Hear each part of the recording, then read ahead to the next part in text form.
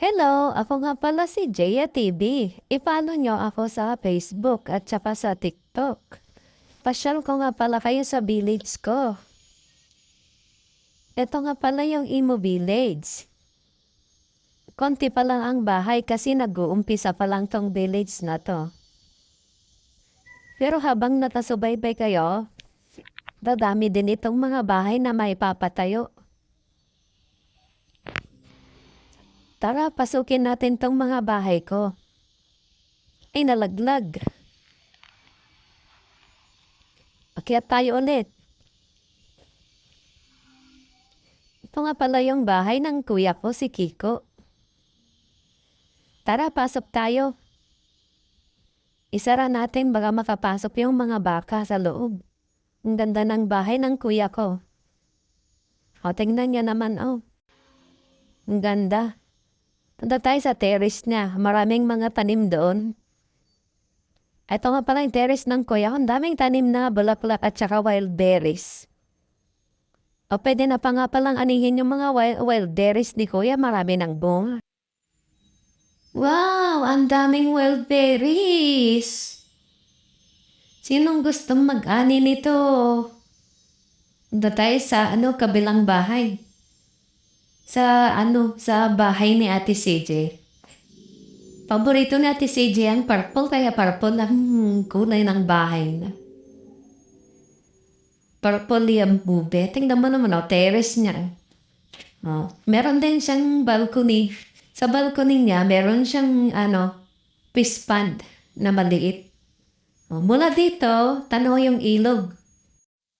Bali, pangalawang bahay pala ito ng Ate CJ ko. Mahilig kasing magpatayo talaga ng bahay yun. Bahay rin niya yung nasa baba, yung white red doon sa baba. Tapos dito naman sa taas, itong purple na to. Tara sa taas, tingnan natin. Wow, ang laki ng TV. Meron na siyang bed, meron pa siyang upuan dito. Laki ng TV niya, mahilig din siya magbasa ng libro. Tingnan natin tong terrace. Wow, mula dito tanaw yung malawak na ilog at saka kagubata. Dito sa likod, gubat na to. Wow, tanaw mo yung bahay ni Kuya Kiko. Tara. Tara ulit sa kabila naman, sa ibang bahay naman tayo. Talagang hilig. Wow, ang daming laman ng niya. Storage box niya. Tong painting na to famous to, hindi siya limited. Maraming merong ganyan painting dito sa village. Baba tayo ulit. Labas tayo. Ang daming isda. Huwag tayo dumaan dyan, baka malaglag tayo sa pispan. Dito na lang sa terrace ni Kuya, dumaan mas malawa.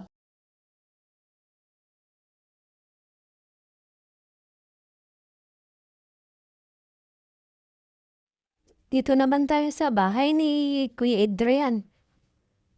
Tara, pasukin natin mga tropa. Ang ganda ng kulay ng bahay ni Kuya Adrian. Sara natin, baka makapasok yung mga manok. Tingnan niya naman. Ito yung bahay ni Kuya Adrian. Ay, ang dalim ng kusina. Nakakahilo, lagyan natin ng ilaw. Yan, maliwanag na. Parang may kulang pa.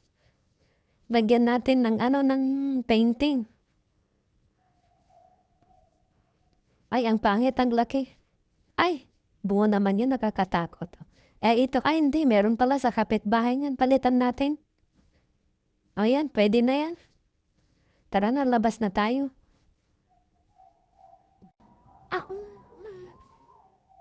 Oh no, hindi ako magkasya. Tumaba ata ako. Sandali lang. Dagdagan natin yung pintuan. Para magkasya ako, tumaba yata ako. Hindi ako kasya sa pintuan na. Maglagay tayo ulit ng isa pang pintuan. Ayan. Makakalabas na ako. Sara natin para hindi makapasok yung mga tupa. Nagtatanim din pala ako ng grass pag kinain ng mga tupa. Para may kakainin sila ulit. Tapos nanguhuli din ako ng tupa para may pagkain din ako. para ma-stock tayong karne. O tara naman sa bisitahin naman natin yung bahay ni Ate CJ na pangalawa. Ang ganda nito sa loob, malawak. Ay, bakit ganon yung pintuan? Bali ata yung pagkakabit niya. Oh, tingnan nyo, mali.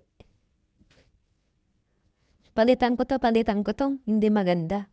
Ang ganda pa naman ng bahay nga, tas yung pintuan hindi matino. O ayan, pwede. So, wow, ang ganda ng bahay na Ate CJ. Ang lawak ng terrace niya, ang lawak ng sala, may 2 kwarto, ang laki ng TV. O tara sa kusina. Wow! Ang dami sigurong kasama nito sa bahay si ate. Ang dami upuan eh. Wow! Gara naman ang CR niya. Meron pang bathtub. Oh, wow! Yung kusina. Oh, lawak ng kusina. Wala pang naluto pala. May improvement yung engineering skills ni Ate CJ ah. Ang ganda ng kusina, ang lawak, ang ganda ng terrace. Mga tropa, may nagugustuhan na ba kayong bahay?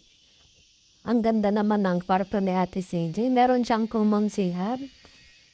Oh, ang dami niyang halagyan ng kayamanan.